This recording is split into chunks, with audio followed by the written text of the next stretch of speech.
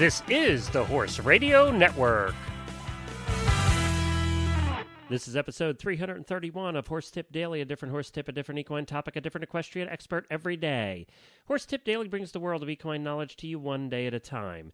Today's tip is sponsored by FeedXL. Visit them at feedxl.com. Enjoy today's tip.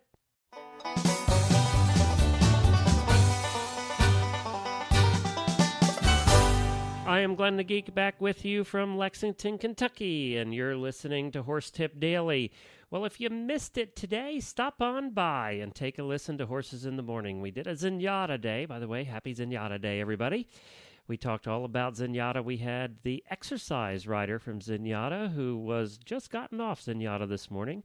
As I'm recording this is Friday before the big race on Saturday. Zenyatta, of course, has been 19 for 19. She's quite a filly, and she'll be running tomorrow in the Breeders' Cup Classic for $5 million, and she's set to go for 20 for 20. And we had a discussion with Frankie Lovato, Eclipse Award-winning Frankie Lovato, the jockey, talking all about Mike Smith, Zenyatta's jockey, and what it's like to be a jockey in those big races. And then, of course, we had the exercise rider for Zenyatta on the day. And then Donna Barton Brothers, who is one of the color people for NBC. She's the one you see at Churchill Downs on Kentucky Derby Day, riding alongside the jockeys, interviewing them.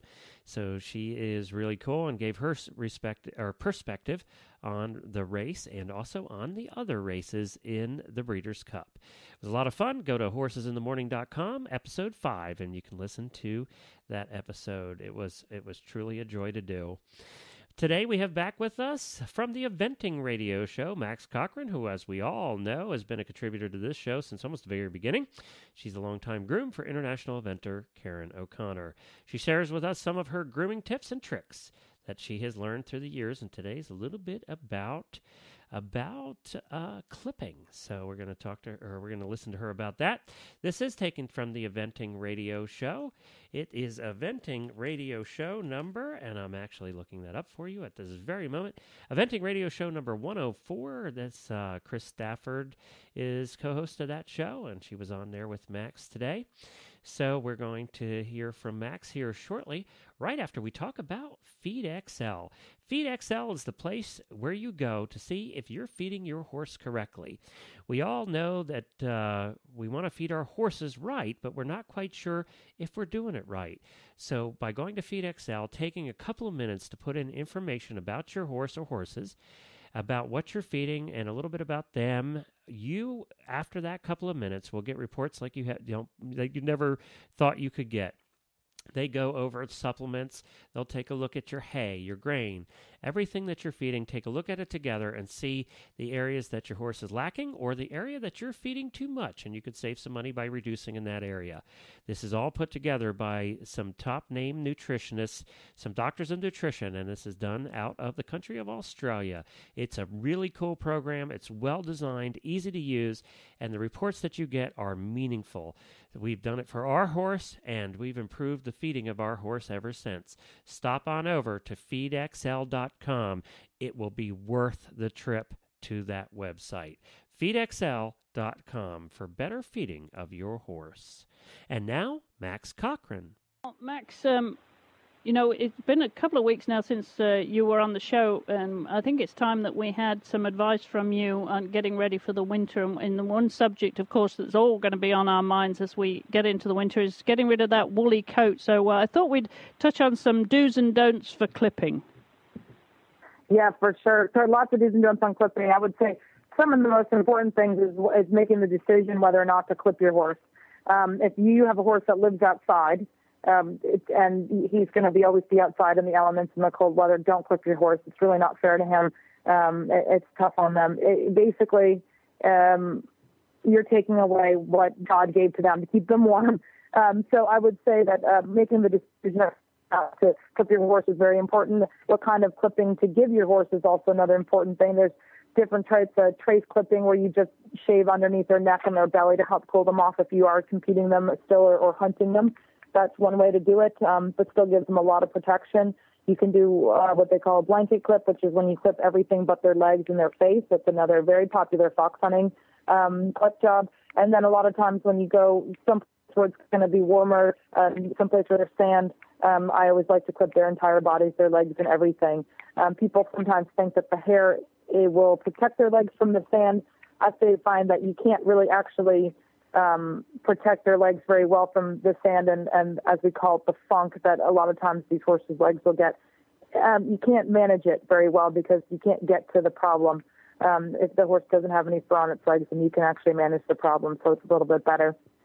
And with that, with clipping too, I always like to start with a clean horse, a horse that's dry. That way, when you're doing the actual clipping, it doesn't gum up the clipper blades or dull them too quickly. I try to use a freshly sharpened pair of clipper blades or a new pair of clipper blades for each horse that I start. It just gives them a better line.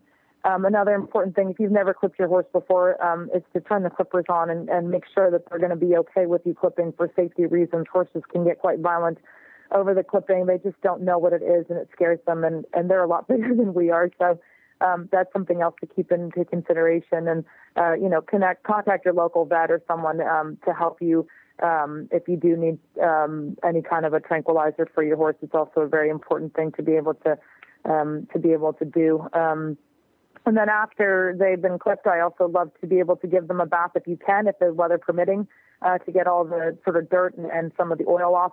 The other thing I'll do if I can't is I will take a hot towel, hot water with some baby oil in it, and hot towel them down to sort of put some of the natural oils back on them if the weather's too cold to give them an actual bath. So that sort of peels off sort of any of the yucky oils from the clipper blades, but then also will sort of oil their coats to take some of the dryness off. So, I guess that's my clipping tips of the day. And then also to make sure that if you do clip your horses, make sure you blanket them correctly and make sure they stay warm. It's not very fair to them otherwise.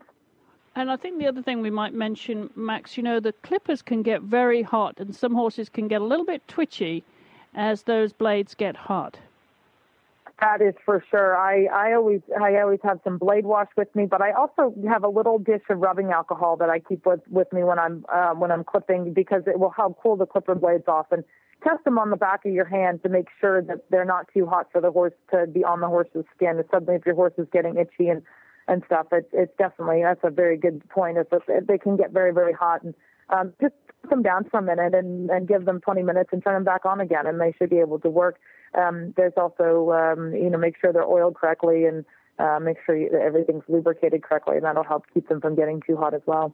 And don't forget, of course, at the start of the season now, when you pull those clippers out, just ask yourself, were they serviced and do they need servicing before you get started on the horses? Because sometimes it's easy to put them away at the end of the season, and Max, you haven't used them for a while, and you pull them out, and it's like any machine, they need servicing and making sure that they're going to run smoothly and there's nothing jagged in the action to irritate the horse and pull on the coat. And then the clippers break down halfway through your clip job. Yes. There's nothing more frustrating than that, for sure. Yeah, it's almost as bad as going out when you're expecting house visitors to come over. You've got guests for dinner, and you say, "Oh, we'll cook out." When you go and crank up the barbecue, and the gas, of course, has run out that very day. Yeah, it's the same deal. You don't want to be starting on the horse and then have the clippers break down on you. That's not a pretty sight, and you've got to, if the horse is not yours, you have to explain to the owner. Well, thank you, Max and Chris. That was a tip from the Eventing Radio Show, Eventing Radio, episode number 104. You can find that at eventingradio.com. Listen to the rest of that episode as Chris interviewed Clark Montgomery, the eventer, and the head of the United States Eventing Association, the USEA, and that's Joe Whitehouse. And Joe will be speaking about their annual meeting this year, which is coming up very shortly. I think that's in December. Well, thank you, everybody, for joining us. Remember, all the other shows on the Horse Radio Network are found at horseradionetwork.com. We'll be back again tomorrow with another new expert and a different horse tip. Until then, stay safe, everyone, and remember to wear your helmet. The Horse Radio Network and the Horse Radio Network hosts are not responsible for statements of guests or their opinions. Use your own judgment when listening to the tips provided by the experts on Horse Tip Daily.